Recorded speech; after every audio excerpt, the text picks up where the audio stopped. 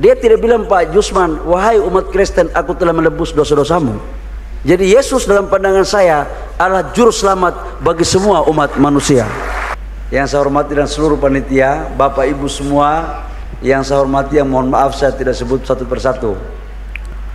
Pertama-tama, marilah kita panjatkan kita kehadirat Tuhan yang Maha Kuasa atas berkenaannya kita hadir di tempat ini dalam rangka mengikuti merayakan Natal dalam keadaan sehat semuanya.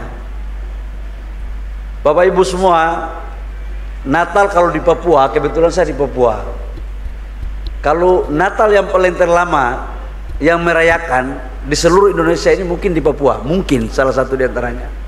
Karena kami start Natal mulai 1 Desember berakhir 31 Januari. Jadi kalau kami di Papua sekarang masih dalam keadaan Natal semua, damai semua, kira-kira begitu. Nanti setelah Natal selesai mulai damai dipertanyakan. Saya senang sekali malam hari ini bisa ketemu dengan Bapak Ibu semua, keluarga Kementerian SDM dan Pertamina yang sama-sama kita hadir di sini. Sekalipun perayaan Natal itu adalah tanggal 25 Desember, tapi nyanyian-nyanyian Roh Kudus dan hiburan tadi itu masih membuat suasana batin kita seolah-olah ini masih di tanggal 25 Desember 2024. Saya sendiri pernah mengikuti Natal, bahkan saya sendiri menjadi bagian daripada vokal grup Natal sebenarnya. Karena kebetulan saya sekolah di Papua, di Fak-Fak di kampung saya, itu SMP-nya SMP YPK. Jadi Yayasan Pendidikan Kristen. Dan kami di Papua tidak pernah mempersoalkan tentang agama. Karena ada saudara-saudara saya yang Kristen itu sekolah di sekolah Islam, Yayasan Pendidikan Islam. Dan bagi kami menyanyikan Malam Kudus itu biasa-biasa saja. Tadi saya tanya sama Dirjen, Pak Dirjen, sudah nyanyian Malam Kudus atau belum? Kata dia sudah. Kok pelanggaran kalau begitu. Berarti kok ajak saya di sini bukan untuk Natal, bukan untuk Natalan. Kalau Natalan itu pas kita nyanyikan Malam Kudus, lampu semua mati tinggal lilin. Dan ketika saya memimpin HIPMI selama hampir 5 tahun, selalu yang membuat panitia Natal itu adalah saudara-saudara saya yang beragama Islam. Itu panitia Natal.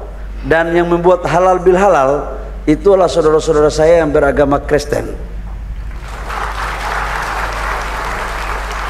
Itulah sebenarnya esensi daripada kita berdampingan dalam agama. Dan esensi Natal, tema hari ini seperti temanya mana? Wah, temanya kok sudah berubah ini. Coba temanya dulu. Marilah sekarang kita pergi ke Bethlehem. Sebenarnya ini subtema aja. Tema sesungguhnya itu Natal damai selalu menyertai setiap umat manusia. Jadi saya belajar agama Kristen 3 tahun, Pak Jusman. Belum tentu Bapak lebih paham Kristen daripada saya. Bapak Ibu semua, ini benar, ini benar. 25 Desember itu dikenal sebagai hari kelahiran Yesus Kristus, Sang Juru Selamat bagi umat manusia. Makanya mohon maaf kalau salah, tolong diluruskan para pendeta. Tadi satunya pendeta sudah pulang belum? Udah pulang. Nah, ini keliru juga pendeta ini. Saya kalau tidak salah, Pak Dirut Pertamina, waktu saya SMP YPK itu ada pelajaran agama Kristen dan wajib harus ikut. Itu kelas 2 saya ingat. Ketika Yesus, mohon maaf ya kalau salah tolong dibenarkan. Ini kalau salah itu salah guru saya, tapi kalau benar itu karena Tuhan. Kira-kira begitu. Dia mengatakan begini, ketika Yesus sebelum disalib, dia mengatakan bahwa wahai umat manusia, sesungguhnya aku telah menebus dosa-dosamu. Dia tidak bilang Pak Jusman, wahai umat Kristen, aku telah menebus dosa-dosamu. Jadi Yesus dalam pandangan saya adalah juru selamat bagi semua umat manusia. Itu kira-kira pelajaran sedikit yang saya dapat waktu SMP PK. Kalau salah berarti muridnya yang nggak benar. Tapi saya yakin muridnya benar karena jadi Menteri SDM.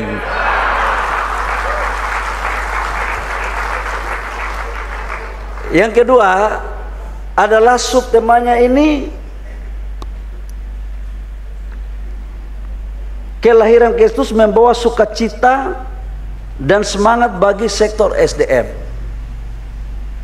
Ya, ini bicara sukacita ini saya kaitkan dengan tanggung jawab kita sebagai aparat pemerintah. Karena ya, demikianlah videonya teman-teman. Anda bisa menyaksikan sendiri di channelnya Menteri SDM. Jadi dia mengungkapkan kalimat penting ya mengenai keselamatan ya. Jadi keselamatan menurut apa yang dia tangkap ya Pak Bahlil ini, bahwa keselamatan itu bukan hanya kepada orang Kristen ya, karena di dalam Alkitab pun tidak ada keterangan yang spesifik mengenai hanya orang Kristen saja yang diselamatkan. Nah, ini perlu ditanggapi dan perlu diberikan penjelasan.